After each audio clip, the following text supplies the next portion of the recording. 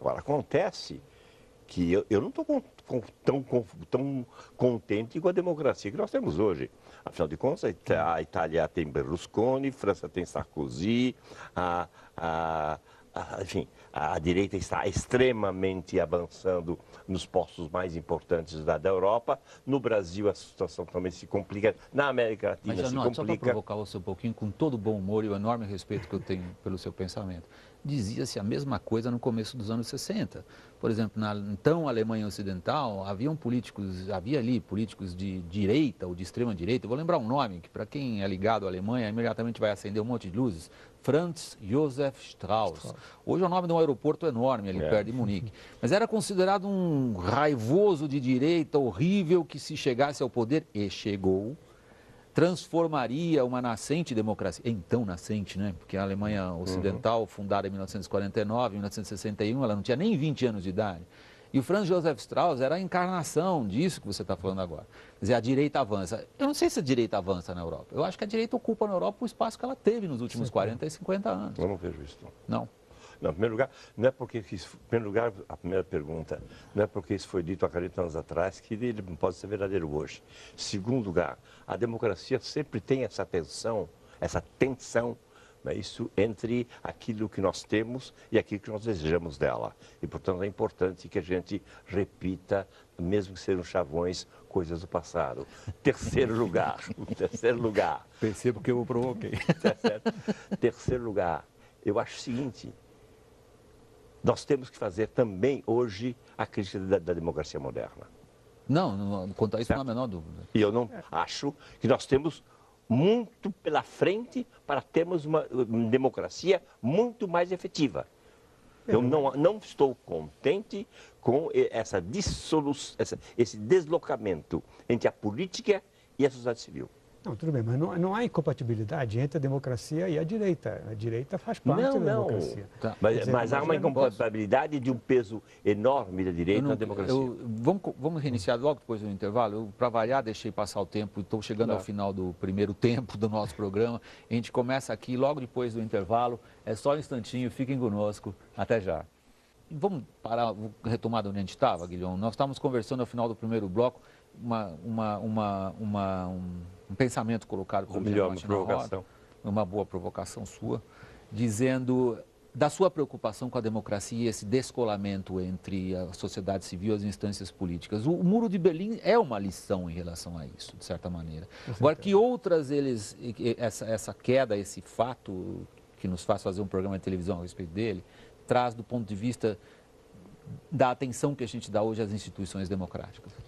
Eu acho que uma coisa importante foi colocar, digamos, as ideologias no seu devido lugar, não é isso? Ou seja, no lixo. No lixo da história, digamos assim. O que é uma coisa, inclusive, anti-marxista, se você quiser. A ideia de que as ideias é que comandam tudo, é que as ideias, a oposição das ideias que fazem e não é anti-marxista, hein? Não, isso é muito claro. Isso é muito claro. Não são as ideias que movem a sociedade, é o ser social que move as ideias. Então, isso não há como dizer outra coisa. Precisa fazer um Globo News painel sobre isso. Eu como repórter... Eu fico à margem.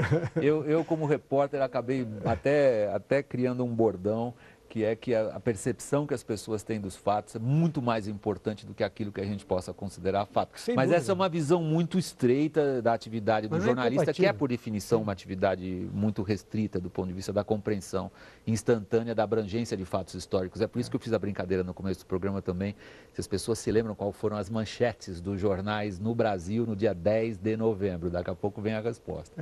E também qual foi a manchete do Pravda em Moscou no dia 10 de novembro. Mas aí eu deixo para o final do programa. Mas só para continuar nisso que você levantou, que eu acho ótimo, que é uma grande discussão. A que ponto, sim, as ideias têm vida própria e movem as sociedades, ao contrário do ser social mover as ideias. Mas aí fica para outro Globo News painel. Também não. O que eu estava querendo dizer é que, embora tenha acabado a polarização entre esses dois mundos, né, ainda se continuou pensando muito da mesma forma. Ainda se continua esperando, por exemplo, que houvesse uma nova polarização entre os Estados Unidos e a China. Né? Hoje aqui, o que tem de novo na América do Sul? esse pensamento bolivariano, que é também um pensamento de polarização, é a ideia de que vamos formar um mundo contra um outro e de certa maneira, amarrado lá na Guerra Fria. Amarrado completamente na Guerra Fria, né? Então, é um pouco, o ônibus para, mas os passageiros, né? Há uma inércia das ideias que não acompanha o pensamento. Ainda não se conseguiu entender que o mundo mudou de tal maneira que você não pode mais pensar o que interessa, o que é bom para os Estados Unidos é bom para o país, o que é ruim para os Estados Unidos é ruim para o país, ou vice-versa. Não tem mais, os chineses não têm lições para nos dar sobre isso. Do ponto de vista deles, eles concebem a ordem internacional da maneira que é mais, digamos assim, favorável ao que é vital para eles. Né? Bom, e vai a provocação ao diplomata. E nós, brasileiros, nos desvinculamos do ponto de vista da formulação das nossas políticas externas, disso que o Guilhom aponta como o velho esquema mental? Enfim, esse tema é complicado. Agora, se você mas a gente aqui só trata de tema complicado. Não, mas é complicado demais para o diplomata. O diplomata, o que faz? Ele vê as implicações políticas da coisa. Então, deixa eu trazer o debate um pouco para o terreno, digamos, da realidade concreta dos dias de hoje. Eu queria dizer o seguinte, quer dizer, a vitória da democracia permitiu o fato extraordinário da consolidação, aprofundamento e alargamento da União Europeia, que hoje inclui 27 países, muitos dos quais antes comunistas, do Pacto de Varsóvia, submetidos à União Soviética ou parte da União Soviética. Alguns que há 20 anos nem existiam. Nem existiam. Então, hoje, eu acho que se pode falar com convicção de que as ideias do grande filósofo alemão Immanuel Kant, da paz perpétua, são válidas, pelo menos para a Europa.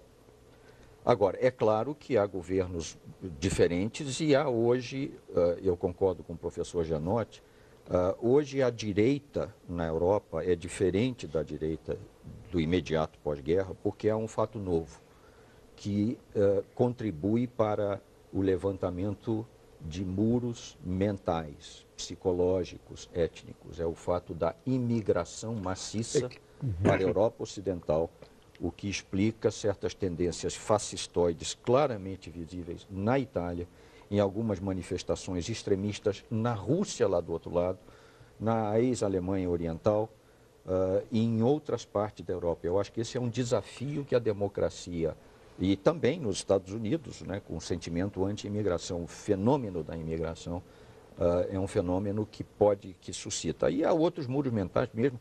Eu queria pular da China, onde fiquei muitos anos, para a Alemanha, onde fiquei mais tempo ainda. E eu estive agora em Berlim, né, e você ainda vê o muro mental que existe entre os ex-alemães orientais, que eles chamam de posses, o muro na cabeça. Eu tenho amigos queridos da Alemanha Ocidental, pessoas bem de vida, que praticamente não andam no lado oriental. Eu falei com eles, olha, eu queria dar uma olhada em bairros que eram da Alemanha Oriental. Ah, não, lá não é muito seguro, não vou. Então, a barreira mental entre alemães ocidentais e alemães orientais, em muitos casos, ainda subsiste, vai se desfazer ao longo do tempo, com o passar das gerações. Mas, da mesma maneira, existem outros muros e, de certo modo, também, como disse o Guilhom, aqui na nossa região estão surgindo alguns muros, né, mentais, ideológicos, que tendem a separar sociedades e, no fundo, contribuir para ameaças à democracia. Esse é o ponto fundamental para mim. De um ponto de vista da realidade concreta, mas um pouco imaginativa, assim, tão concreta assim. Veja bem, esses muros não são ideológicos, são muros reais. É o que está se levantando na Europa em relação às imigrações e, mais ainda, entre a população, vamos supor, nativa e os filhos de imigrantes, assim por diante, é um negócio muito sério. Muito sério. É muito sério. Não. A violência cotidiana aumenta na Europa. Então, o que nós estamos vendo é que ainda permanece uma política de levantar-se muros. E o que nos ensina o Muro de Berlim? Que não adianta levantar muro, porque simplesmente é adiar a discussão e a resolução de problemas que precisam ser enfrentados.